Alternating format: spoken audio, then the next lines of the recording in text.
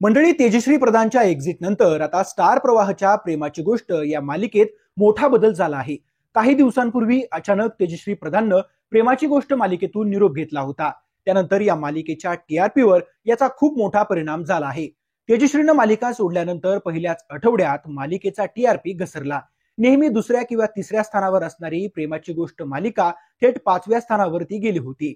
त्यामुळेच आता या मालिकेला स्टार प्रवाहनं मोठा झटका दिला आहे। या मालिकेला प्राईम टाइम वरूनच हटवण्यात आला आहे।